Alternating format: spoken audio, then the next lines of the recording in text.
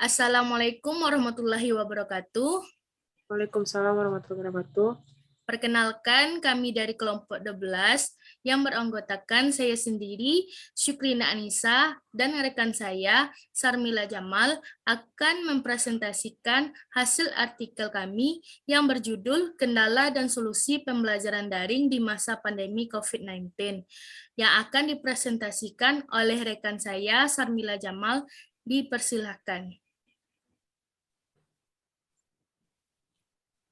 Pendahuluan. Di Indonesia, pemerintahan menerapkan kebijakan pemberlakuan pembatasan kegiatan masyarakat atau dimaksud dengan PPKM untuk upaya memutus mata rantai penyebaran virus tersebut dan untuk membasmi rantai penyebaran COVID, pemerintah telah memberikan upaya semaksimal mungkin, salah satunya membuat aturan dengan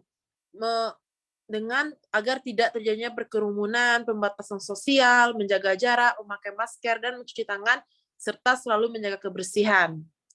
Nah, pada dunia pendidikan, pemerintah telah mengeluarkan kebijakan untuk pendidikan di masa pandemi. Salah satunya, memberi aktivitas tatap muka bagi seluruh lembaga pendidikan. Pendidikan merupakan keseluruhan di mana seseorang mengembangkan kemampuan, sikap, dan bentuk-bentuk tingkah laku yang bernilai positif. Hal ini tentunya berdampak besar bagi perkembangan pendidikan anak yang saat ini dituntut untuk belajar mandiri atau belajar online daring.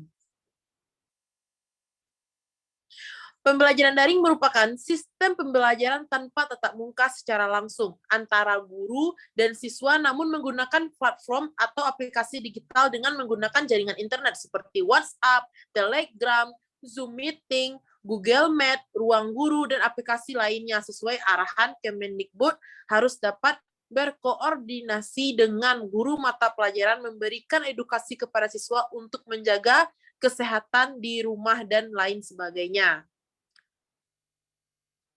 Berkaitan dengan pembelajaran daring adalah alternatif yang dilakukan dalam permasalahan pembelajaran pada COVID-19. Berbagai kemudahan dalam pembelajaran ini tidak lepas dari banyaknya kesulitan. Seperti halnya peran orang tua sangat penting agar peserta didik tetap semangat dan tidak merasa tertekan, bahkan proses pembelajaran di rumah tetap menyenangkan walaupun banyak kendala yang dirasakan dalam proses pembelajaran. Selanjutnya.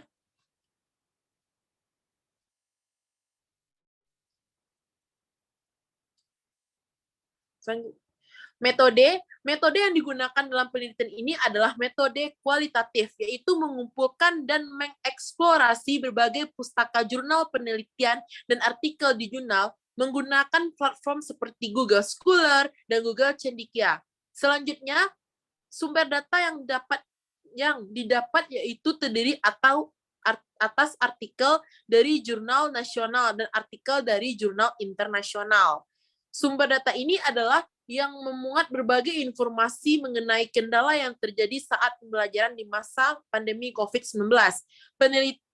Penelitian ini dilakukan dengan mengidentifikasi permasalahan yang menjadi kendala saat pembelajaran daring di masa pandemi COVID-19 ini. Dan juga diharapkan mendapatkan solusi agar permasalahan dalam kendalaan pembelajaran COVID-19 ini. Selanjutnya. Nah, kendala dalam pembelajaran daring di masa pandemi itu yaitu pembelajaran secara daring tentunya memiliki kendala karena sebagian besar guru dan peserta didik sebelumnya melakukan pembelajaran secara tatap muka.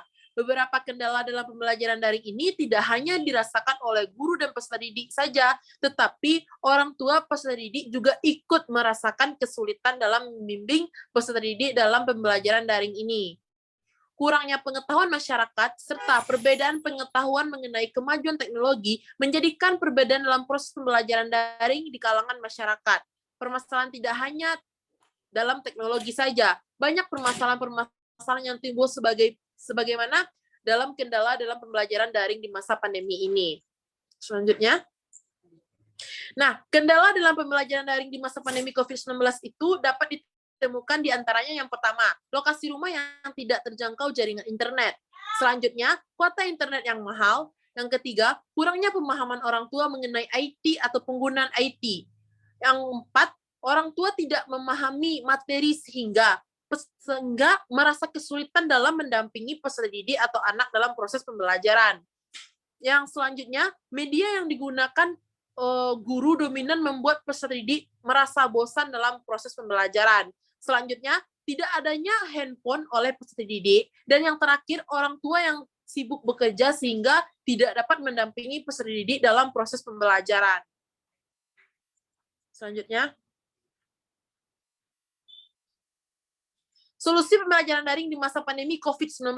Yang pertama, bagi guru untuk meminimalisir hambatan kendala dalam pembelajaran daring, terdapat solusinya. Di antaranya, yang satu, guru hendaknya menyiapkan materi pembelajaran semenarik mungkin. Dua, keterbatasan penguasaan IT, guru dapat menggunakan platform sederhana seperti aplikasi WhatsApp, tetapi sedikit demi sedikit juga harus meningkatkan penguasaan IT-nya. Yang ketiga, peserta didik yang kurang peduli mengikuti pembelajaran daring dapat diatasi dengan proaktif, telepon atau video call peserta didik dan orang tuanya secara personal. Yang keempat, jika peserta didik yang kurang peduli tidak bisa diatasi dengan proaktif, guru juga bisa melakukan kunjungan ke rumah peserta didik tersebut. Selanjutnya,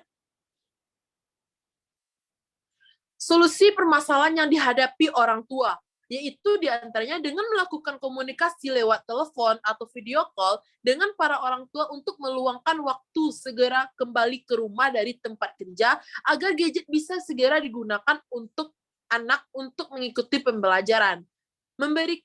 Memberitahu perkembangan peserta didik di rumah dalam belajar kepada guru wali kelas yang bersangkutan. Mampu memotivasi dan memberikan dukungan peserta didik agar tetap bersemangat belajar dan mengerjakan tugas yang diberikan guru, dan orang tua harus lebih ekstra lagi mendampingi anaknya melakukan pembelajaran di rumah.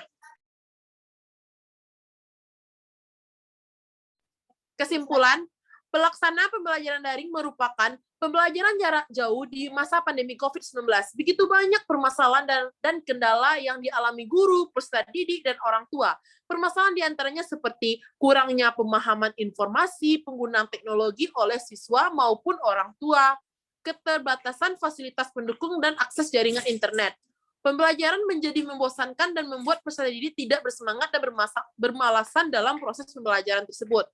Nah, perilaku yang menyimpang bagi peserta didik, hilangnya karakter peserta didik, kesulitan yang dialami untuk menciptakan pembelajaran yang menyenangkan bagi peserta didik di saat pembelajaran di masa pandemi COVID-19, dan kurangnya interaksi langsung antara siswa dan guru, serta kurangnya perhatian dan pengawasan orang tua dalam melindungi serta meluangkan waktu dalam membimbing peserta didik di dalam proses pembelajaran daring di rumah. Terima kasih. Saya kembalikan kepada moderator. Baiklah, terima kasih kepada rekan saya, Sarmila Jamal. Itulah hasil presentasi kami, semoga bermanfaat bagi kita semua. Jika ada kesalahan, mohon dimaafkan. Wabillahi taufiq wal hidayah. Assalamualaikum warahmatullahi wabarakatuh. Waalaikumsalam warahmatullahi wabarakatuh.